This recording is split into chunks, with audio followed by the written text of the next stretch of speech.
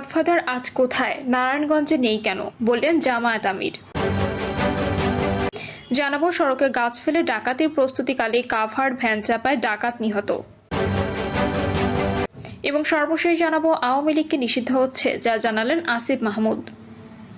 শুনছিলেন সংবাদ শিরোনাম, এবারে বিস্তারিত। গডফাদার আজ কোথায়, নারায়ণগঞ্জে নেই কেন, বললেন জামায়াত আমির।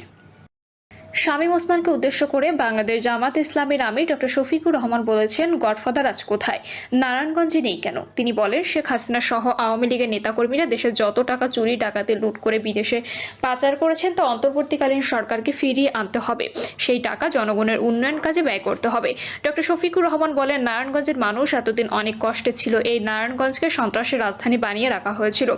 আমাদের তৎকালীন জামায়াতের আমির ছিলেন গোলাম আজম। তার বিরুদ্ধে এই শহরের এক গডফাদার নারায়ণগঞ্জের সড়কে 72 ফিট লম্বা ব্যানার টাঙিয়েছিল। তাতে লেখা ছিল, নারায়ণগঞ্জে গোলাম আজমের প্রবেশ নিষিদ্ধ। ডিসি এসপির উপস্থিতিতে গডফাদার শামীম ওসমান বলেছিলেন, আমার বিরুদ্ধে খুনের অগ্রিম মামলা করে রাখেন, কিন্তু শেষ পর্যন্ত সরকারের জুলুমের শিকার হয়ে গোলাম আজম সাহেব মারা যান। তিনি আরো বলেন, গডফাদারের সুযোগ হয় নাই, আজ তিনি কোথায়, নারায়ণগঞ্জে নেই। এত অহংকার ভালো না, দাম্ভিকতা ভালো না। সন্ত্রাসকে কখনো প্রশ্রয় দিতে হয় না, তাহলে দুনিয়াতেই তার করুণ পরিণতি ভোগ করতে হয়। এছাড়া আখিরাতে তাকে শুলে চড়াবেন আল্লাহ, যেটা হবে আগুনের মহাকুণ্ড। তাই বলি, তওবা করুন, মানুষের মতো মানুষ হন। জামাত ইসলামের আমির বলেন, গত 54 বছরে জাতিকে বিভক্ত করে রাখা হয়েছিল, আর সুকৌশলে এই বিভক্তি সৃষ্টি আওয়ামী লীগ করেছিল। তারা বিভক্তি শুরু করেন পাহাড়িদের দিয়ে, আর ঘোষণা দিয়ে বলেন, আমরা সবাই বাঙালি, কিন্তু এটা নিয়ে পাহাড়ি প্রতিবাদ করেন। তখন থেকে এই যে বিভক্তি শুরু হয়েছে তা এখনো চলমান রয়েছে, এখনো ওইখানে শান্তি প্রতিষ্ঠা হয় নাই। তারা এখন বিভিন্ন গ্রুপে বিভক্ত হয়ে নিজেরা সংঘর্ষে জড়াচ্ছেন। এই বিভক্তি যতদিন থাকবে ততদিন এ জাতির মধ্যে একটা একতা সৃষ্টি হবে না, যা দেশের মানুষ গত 53 বছর প্রত্যক্ষ করেছেন। সড়কে গাছ ফেলে ডাকাতির প্রস্তুতিকালে কাভার্ড ভ্যান চাপায় ডাকাত নিহত। সড়কে গাছ ফেলে ডাকাতির প্রস্তুতিকালে কাভার্ড ভ্যান চাপায় এক ডাকাত সদস্য নিহত হয়েছেন। রাত 3টার সময় চাঁদপুরের কচুয়া সাচার গৌরীপুর সড়কের শিমুলতলী মোড়ের উত্তর পাশে বটতলায় এ ঘটনা ঘটে।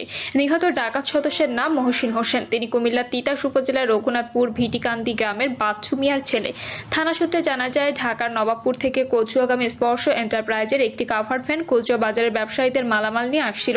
শিমুলতলী বটতলা নামক স্থানে এলে সংঘর্ষ ডাকাত দল গাছের গুড়ি ফেলে গতিরোধের চেষ্টা করে এবং চালককে এলোপাতাড়ি কুপিয়ে গুরুতর জখম করে। পরে চালক কাভার্ড ভ্যানটি নিয়ন্ত্রণ হারালে রাস্তায় উল্টে যায়। এতে এক ডাকাত সদস্য গাড়ির নিচে চাপা পড়ে ঘটনাস্থলে প্রাণ হারায়। এ সময় অন্য ডাকাত সদস্যরা পালিয়ে যান। ঘটনার কিছুক্ষণ পরেই কচুয়া থানার টহল পুলিশ এসআই আনোয়ার হোসেন গাড়িতে আটকে পড়া চালককে গুরুতর আহত অবস্থায় উদ্ধার করেন। ভোরবেলায় তাকে ঢাকা মেডিকেল কলেজ হাসপাতালে পাঠান। এ সময় কাভার্ড ভ্যান, গাছ কাটার করাত, গাছের গুঁড়ি জব্দ করা হয়। কচুয়া থানার ওসি এম আব্দুল হালিম জানান, সংঘবদ্ধ ডাকাত সদস্যরা ডাকাতির প্রস্তুতির জন্য সড়কে গাছের গুঁড়ি ফেলে ব্যারিকেড দেয় এবং চালককে কুপিয়ে গুরুতর আহত করে। ঘটনার দিন টহলরত পুলিশের সংবাদ পেয়ে ঘটনাস্থল থেকে নিহত ডাকাত সদস্যের লাশ উদ্ধার করে ময়নাতদন্তের জন্য চাঁদপুর মর্গে পাঠানো হয়েছে। আওয়ামী লীগকে নিষিদ্ধ হচ্ছে, যা জানালেন আসিফ মাহমুদ। রাজনৈতিক দল হিসেবে আওয়ামী লীগকে নিষিদ্ধ করার ব্যাপারে অন্তর্বর্তী সরকার শিগগিরই পদক্ষেপ নেবে বলে জানিয়েছেন উপদেষ্টা আসিফ মাহমুদ সজীব ভুঁইয়া। এ প্রসঙ্গে স্থানীয় সরকার, পল্লী উন্নয়ন ও সমবায় মন্ত্রণালয়ের উপদেষ্টা বলেন, প্রথমত এটা অত্যন্ত ইতিবাচক যে আওয়ামী লীগ নিষিদ্ধ করার ব্যাপারে রাজনৈতিক দলগুলোর মধ্যে এক ধরনের ঐক্যমত তৈরি হচ্ছে। দেশের মানুষ তৎকালীন ক্ষমতাসীন ওই দলের অগণতান্ত্রিক এবং একগুঁয়েমি মনোভাব ও কার্যকলাপ মেনে নিতে পারেনি বলে 5ই আগস্টের আগে ও পরে তাদের মধ্যে দলটি নিষিদ্ধ করার বিষয়ে ঐক্যমত প্রতিষ্ঠিত হয়। রাজনৈতিক দলগুলোর মধ্যে এমন ঐক্যমত তৈরি হলে সরকারের জন্য যে কোনো সিদ্ধান্ত বাস্তবায়ন করা সহজ হবে।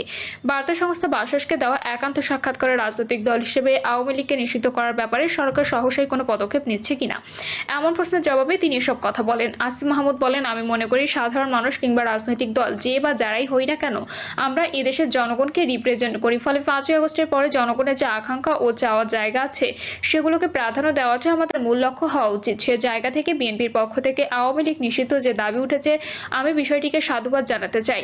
অন্তর্বর্তী সরকারের যুব ও ক্রীড়া মন্ত্রণালয়ের উপদেষ্টা আসিফ মাহমুদ বলেন, বিচারিক প্রক্রিয়া ছাড়াও 4টি আইন রয়েছে, যেখানে সরকার নির্বাহী আদেশে যে কোনো দলের বিরুদ্ধে ব্যবস্থা নিতে পারে। তবে এটা লিগ্যাল ফ্রেমওয়ার্কটা কি হবে এই বিষয়ে সরকার এখনো সিদ্ধান্ত নেয়নি।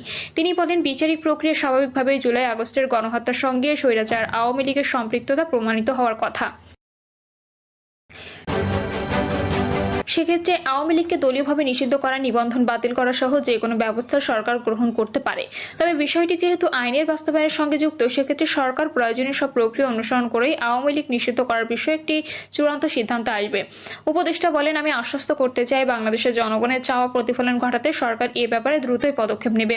জুলাই গণঅভ্যুত্থানে নেতৃত্ব দেওয়া শিক্ষার্থীদের নতুন রাজনৈতিক দল গঠন প্রসঙ্গে সরকারের এই উপদেষ্টা বলেন, 5ই আগস্টের পরিবর্তনের পরে আমরা একটি অন্তর্বর্তীকালীন সরকার গঠন করেছি। একটি গণঅভ্যুত্থান যারা ঘটায়, পরবর্তী প্রক্রিয়ার সঙ্গে তাদের সম্পৃক্ততা না থাকার কারণে আমরা অতীতে দেখেছি যে গণঅভ্যুত্থানের অর্জনগুলো সব নষ্ট হয়ে যায়। তিনি বলেন, 90-এর গণঅভ্যুত্থানের পরেও মানুষের গণতান্ত্রিক অধিকার প্রতিষ্ঠিত হয়নি। এই বিষয়গুলো বিবেচনা করেই যারা স্বৈরাচার হটানোর আন্দোলনে অগ্রভাগে নেতৃত্ব দিয়েছেন তারা একটি দল গঠনের চিন্তা করেছে। তাছাড়া 5ই আগস্টের পর গণঅভ্যুত্থানে নেতৃত্ব দেওয়া অনেকেই কোনো রাজনৈতিক ব্যানারে যায়নি। আসিফ মাহমুদ বলেন, বর্তমানে তাদের ভেতরেও রাষ্ট্র গঠনের স্পৃহা তৈরি হয়েছে। এই শক্তিটাকে সংহত করার জন্য একটা রাজনৈতিক দলের প্রয়োজনীয়তার কথা উল্লেখ করে তিনি বলেন, দল গঠনের সিদ্ধান্ত হলেও এই দলের কোনো নাম এখনো চূড়ান্ত হয়নি। ফেব্রুয়ারি দ্বিতীয়ার্ধে নতুন দলটির আত্মপ্রকাশের বিষয়ে চিন্তা করা হচ্ছে বলে এখনো পর্যন্ত জানতে পেরেছি। ছাত্রদের নতুন দলের সরকারের কোনো প্রতিনিধি থাকবে কিনা এমন প্রশ্নের জবাবে উপদেষ্টা আসিফ মাহমুদ বলেন, এ বিষয়ে চূড়ান্ত সিদ্ধান্ত হয়নি। তবে আমাদের নীতিগত অবস্থান হলো, বর্তমান সরকারের ছাত্র প্রতিনিধি যারা আছেন তাদের মধ্যে থেকে কেউ যদি রাজনৈতিক প্রক্রিয়ায় অংশগ্রহণ করে, সেক্ষেত্রে তাদের সরকারে থাকাটা ঠিকই হবে না। কেউ যদি সেই প্রক্রিয়ার সঙ্গে যায় তো অবশ্যই সরকার থেকে পদত্যাগ করে অবশ্যই সেখানে যাবে, কারণ এই সরকার একটি সুষ্ঠু ও নিরপেক্ষ নির্বাচন আয়োজন করার দায়িত্ব নিয়েছে। পাশাপাশি দেশের সংস্কার এবং ফ্যাসিস্টদের বিচার কাজ শেষ করার দায়িত্ব তাদের উপর অর্পিত হয়েছে। সেক্ষেত্রে কোনো ধরনের কনফ্লিক্ট যেন তৈরি না হয় সে বিষয়টি সর্বোচ্চ সতর্ক থেকে সব সিদ্ধান্ত নেওয়া হবে। জুলাই গণঅভ্যুত্থানে নেতৃত্ব দেওয়া শিক্ষার্থীদের নতুন রাজনৈতিক দলে তিনি থাকবেন কিনা এ বিষয়ে এখনো কোনো সিদ্ধান্ত নেয়নি জানিয়ে আসিফ মাহমুদ বলেন, এ বিষয়ে আমি ভাবিনি, কিছু বিষয় পর্যালোচনা করেছি। সিদ্ধান্ত চূড়ান্ত হলে সবাই জানতে পারবেন। সরকার চায় সংস্কার, রাজনৈতিক দলগুলো চায় নির্বাচন। এক্ষেত্রে বিষয়ে দুইটি সাংঘর্ষিক হয়ে যাচ্ছে কিনা এমন প্রশ্নের জবাবে উপদেষ্টা বলেন, না, মোটেই সাংঘর্ষিক নয়। এই বিষয়গুলোর পুরোটাই আমাদের সদিচ্ছার উপর নির্ভর করে। এই প্রসঙ্গে তিনি বলেন, এই সরকার স্পষ্ট একটি ইতিবাচক রাজনৈতিক কাঠামো নির্মাণের দায়িত্ব নিয়ে ক্ষমতা এসেছে। 5ই আগস্টের পরে মানুষের মধ্যে এই মনোভাবই ছিল যে কোনো একটি রাজনৈতিক দলকে যদি ক্ষমতায় বসিয়ে দেওয়া হয় তবে সেও ওই একই গতানুগতিক ধারায় কাজ করবে। তবে এসব বিষয়ে অনেকগুলো চ্যালেঞ্জ এই সরকারও ফেস করেছে, কারণ সমাজের প্রত্যেকটি কাঠামোতেই স্বৈরাচারের দোষরা রয়ে গেছে। আসিফ মাহমুদ সংস্কার কমিশন থেকে যে 6 প্রতিবেদন দেওয়া হয়েছে সেই প্রসঙ্গ টেনে বলেন, এই রিপোর্টগুলো যথাযথ স্টেক হোল্ডারের কনসালটেশনের মাধ্যমে বাস্তবায়নের মধ্য দিয়ে একটি সুষ্ঠু নির্বাচনের মাঠ তৈরি হতে পারে।